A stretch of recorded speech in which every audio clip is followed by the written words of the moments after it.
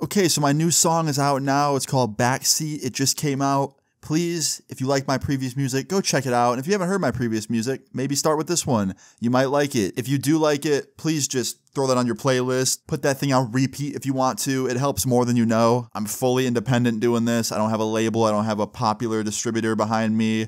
I do this all on my own promo, all my own money goes into it. So literally everything I have is backed on you guys listening to the song. That's it. No one else is helping me. It's just y'all. If you are listening to it tonight, please screenshot it and tag me on Instagram. I've liked pretty much every photo so far, tagging me on it. So yeah, tag me in your stories, tag me in your posts, wherever you're listening to it. I'm going to be on there all night, just interacting with people. Anyway, guys, today's story time is a banger. It's a good one, a great one even. I hope you all enjoy it. And yeah, man, let's just jump into it. So a few days ago, something like that, I told this story. And at the end of it, I had to take a drug test because my parents didn't believe me that I wasn't smoking or anything like that. And it got me thinking about all the times that I've had to do that. And surprisingly, it's a lot.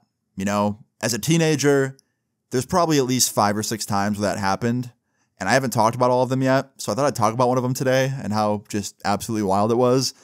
So, today's story time all starts off as a regular day at 16 years old. Now, I'd say about 16 years old was probably when I was like the peak, kind of like misbehaving, mischievous Luna. You know, I was definitely like being kind of a shithead, being a misbehaved kid. It's where I got most of my stories from, right? That was the age where a lot of this stuff, you know, took place. Now, this isn't me being like, yo, dude, that's just what 16-year-olds do, because that's not true. There's plenty of 16-year-olds out there that don't act the way I did when I was 16. And if you're 16 and you're watching my videos or whatever age, don't act like me, okay? Back then, don't act like me. Be a better person than I was. Watch my mistakes for entertainment and learn from them. But yeah, at 16, I was making a lot of mistakes, right? And one of those mistakes was I was putting smoking weed and smoking cigarettes and stuff over anything else. Like school, nah. Going to sports, nah. I'm going to just smoke weed and I'm just going to play my video games. That was my mentality back then. That's what I was doing. I'm not very proud of it. I'm not sitting here trying to act like weed's the devil. I think if you're an adult and you're somewhere where you can use it recreationally and be happy, do that. That's not what I'm saying. I'm not saying that weed's the problem here. The problem was that I was 16 and abusing it. So yeah, around this time, if you couldn't guess, I was smoking a lot. Cigarettes, weed, you know, a lot, right? And I remember around this time, I was also on very thin ice with my parents. My parents were pissed at me. They knew I was up to no good. They were mad that my grades were slipping. Well, actually, they weren't slipping. They had been slipped. Them shits were all Fs. I was failing everything pretty much. And they were upset with me. They were really mad with me. And I remember like every day I'd come home from school and my mom would be like, do your homework. And I just wouldn't do it. And she'd get really mad at me and we'd get in arguments. And it was just a shitty situation, right? Well, one day at 16 years old, I come home from school, right? Like any other day. And the way that my mom's work schedule worked is she usually wouldn't be home right away when I get home. She'd usually be home at like 8 or 9 p.m. And that's when she'd be like, hey, do you do your homework? And I'd be like, no. And she'd be like, do your homework before bed. And then I wouldn't do it. I'd just go to sleep and she'd get mad at me and we'd argue. So I thought this would be like any other day, right? I thought I would get home, I'd get off the bus, no one would be home, my mom would be at work, and it'd just be my brother's home, and my dad would be, you know, at his apartment down the street, and I would just be, you know, pretty much free to do whatever I wanted, aka smoke weed and play video games. So that's what I was planning on doing this day. I planned on getting off that bus, smoking a bowl, and just chilling on my couch, playing Call of Duty, going for trick shots, hanging out, right? And when my bus pulled up to my driveway, I noticed something. My mom's car was there. And I was like, oh, shit. So I walk inside, very confused and very kind of hesitantly, because I didn't know why my mom was home. And I walk in, and she's sitting at the kitchen table with my dad, holding a drug test. And I already knew what this was about. I already knew they were about to drug test me. I knew that drug test was for me and nobody else. And I sat down and I was like, what's up? And my mom goes, yeah, so I need you to pee in this cup. And I was like, why? Why are you drug testing me? I haven't done anything wrong. I haven't done anything to make you think I'm smoking. Like, why? She goes, Austin, your grades have been slipping steadily for months now. And there's just no sign of you turning them around. And I think you're smoking weed. And I think that's contributing to this. So I'm going to drug test you. If it comes back negative, great. If it comes back positive, you're getting grounded for at least 6 months and you're getting put into a tutoring program. So essentially, yeah, if I pissed in that cup and it was negative, I'd be fine. And if it was positive, I would have to go to a tutoring program and get my grades up and be grounded for 6 months. Honestly, I probably needed that tutoring program regardless because my grades were bad. And whether I was smoking or not, they were bad, but whatever. But here's the thing. I knew for 110% fact I was going to fail that test because I had smoked weed the day before. So I was like, okay, I'm screwed. What do I do here? So I took the cup, I went to the bathroom, I locked the door, and the first thing I did was text one of my friends from school that lived like 2 doors down, and I was like, yo, weird question, but like how fast could you pee in a cup and then bring it over here and hand it to me through my window? And he was like, bro, I can't do that. I'm sorry. Like, my bad, bro. And I was like, why not? And he was like, because I smoked weed literally just now. Like, I'm going to fail the test. And I was like, damn it. So I tried texting my other friend that lived kind of close, and he said the same thing. He's like, man, I smoke all the time. I can't help you. And I was like, fuck, man, this is bad. So I'm like freaking out now, right? Like, I'm really freaking out. It's, time's ticking, right? I don't have a lot of time. And it gets to a point where my mom knocks on the door, and she's like, what's taking so long in there? And I was like, hold on, I'll be out in a sec. And I'm like, all right, I'm just gonna have to do this. Like, fuck it. So I pee in the cup. I go to put the cap back on, and I'm not proud of this, but I dropped it. I genuinely, accidentally dropped the cup, and it spilled all over my bathroom floor. And I was like, oh, fuck. So I cleaned it up, and my mom heard it fall, and she's like, what are you doing in there? And I was like, you're not gonna like what I have to say next. I spilled it. And she's like, what do you mean you spilled it? And I was like, I spilled it. She's like, how? And I was like, I was trying to put the cap on, and I dropped it. She's like, bullshit, Austin, you're stalling. And I was like, no, like, seriously. And I unlocked the door, and she looks in, and she sees that there's pee all over the floor. And she's like, oh my, clean this up. And I was like, I am. And she's like, why did you spill it? And I was like, I don't know, it was an accident. She's like, okay. She didn't believe me. She thought I spilled it on purpose so that, she'd delay the test, and I could find someone to probably pee in a cup for me or something. She thought I was full of shit. And honestly, she was right to think that, because I was a little devious teenager. But I wasn't lying. But it did buy me some time. And I remember I spent the next 2 hours until I had to pee next, just worried about what was going to happen when I did have to pee and fail the test. And then it was time to pee. And I was like, I have to use the bathroom. And my mom was like, okay, you know what to do. Cup's in there. And I was like, all right. And I go in there, and just as I'm about to do my business, right, into this cup and essentially just admit defeat, I was scrolling Twitter, right? I was in my bathroom, sitting on my toilet, just scrolling Twitter, right? And I'm going through my mentions, and I see this tweet from a freshly made Twitter account, brand new, no profile pic, really weird name, really cryptic name. And it tweets me with my address, just my home address, where I was living, where my mom was living, my brothers were living, my childhood home address, right? Now, naturally, at this point, I'm kind of shitting myself, because the last thing I want to deal with is failing a drug test and have a hacker on my dick. Or not a hacker, but some creepy, weird doxer type kid on the internet, right? And I was like, oh, fuck.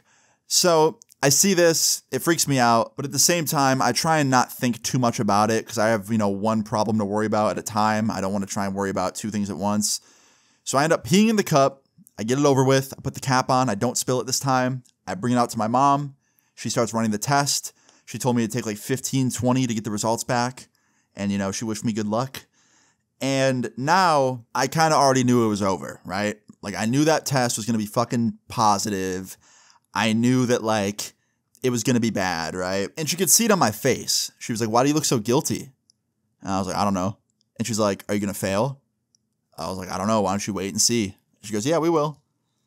And yeah, my dad was there still. He was hanging out. He was watching. He was, waiting the results. And my dad's a pretty chill dude. I could tell he didn't want me to fail. He definitely wanted it to come back negative and have me just, not get in trouble. I could tell by the look on his face. But, there was waiting and seeing.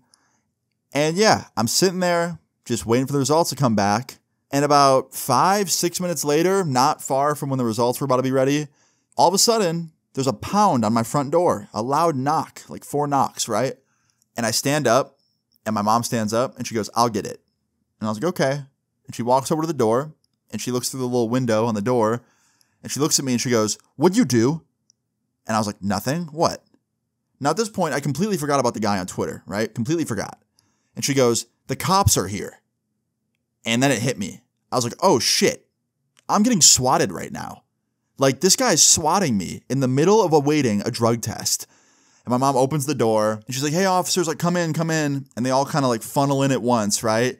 It's like 7 cops. Now, around this time, luckily, the police in my area knew who I was because I had been swatted already like a handful of times. So they already knew not to come like full force when like a swatting call would happen. But they still had to respond to it and respond to it accordingly. So they sent 7 cops, right? And the main dude, like the chief or whatever, he comes in and he looks right at me and he goes, hey, Austin, how you been? And I had met him before because I'd been swatted before and I met him. And I was like, pretty good. He goes, yeah, if you could guess, you got swatted again. And I was like, yep, I had a feeling. What'd they say this time? And he's like, they said there was a bunch of fights going on over here, like a gang fight or something, but I don't see any gang fight. And I was like, yep, it's because there isn't one. He's like, yeah, I figured. You just know we have to respond. I was like, all good. And they ended up searching my house really quick and like doing a quick walkthrough, making sure no one's hiding or there's no criminals hiding or anything. And after they do their walkthrough, they come back into the kitchen and the chief sits down with me and he's like, did you do anything online to like make anybody mad recently? And I was like, no, officer, I haven't done anything. I've just been sitting here doing nothing. And he's like, do you know who might have done this?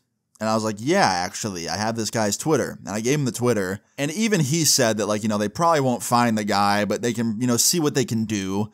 And I expected nothing to happen because that's what would happen. You know, I'd get swatted and I'd hand over anything I knew, but like pretty much 99.9% of the time, they wouldn't be able to find anything because these guys were good at their job. You know, they were like, you know, little creepy hacker nerds that all had VPNs and, you know, they'd hide their IPs and they'd find ways to like ping the IP to my house and stuff. And, you know, they were good at being spooky internet dorks, right? So yeah, after I gave him the Twitter, we essentially talked for like 10 minutes about, you know, just swatting in general. And at one point the cop was like, how's your YouTube stuff been going? And I was like, pretty good, pretty good. He's like, yeah, it must be good if people are this pissed at you. And I was like, yeah, I guess. And he's like, yeah, well, hopefully this is the last time.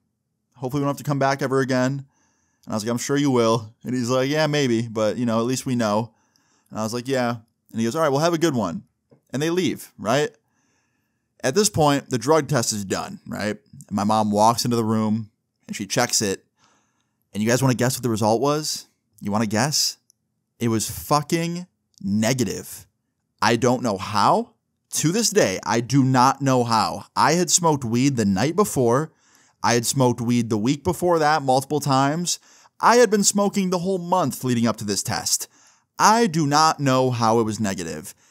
Obviously, it must have been a false negative because there was no way in hell I was negative. But somehow, some way, it was negative.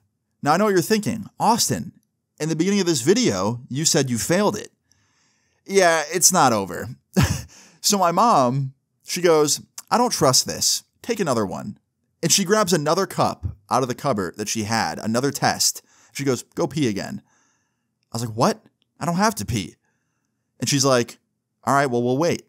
And she made me wait at the kitchen table and just sat there for like 30 minutes until I had to pee again. And she made sure I couldn't go anywhere and like find someone else's pee to use or something, which I wasn't going to do, but I think she just wanted to like, you know, make sure I didn't pull a fast one. But anyway, I end up going in the bathroom, I pee in the cup again, and I thought to myself, okay, you know what? It was negative the first time. I bet it'll be negative again.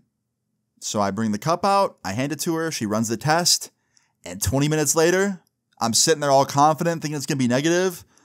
And my mom goes, oh, there it is, positive. And I was like, fuck. And she goes, yep, 6 months. And I was like, fuck. Literally out loud. I was like, fuck. And she's like, yeah, go to your room. And I went to my room and I spent the whole night in there just pissed off. And luckily, she didn't actually enforce the 6-month grounding rule. She only enforced it for about a month. I went to this tutoring thing. My grades got up a little bit. And a month later, she kind of forgot about the whole like 6-month rule thing. And she kind of let up on it and didn't really enforce it anymore. So that was nice. But it still sucked. I was still so mad that she had that second test and that she was preparing for a false negative like that because she was smart. What can I say? But yeah, I ended up failing the second one and I had to get grounded and fucking put into a tutoring program and it was just, it sucked, right? But at the end of the day, as much as I want to sit here and be like, oh, like, you know, it sucked and I wish my parents didn't drug test me.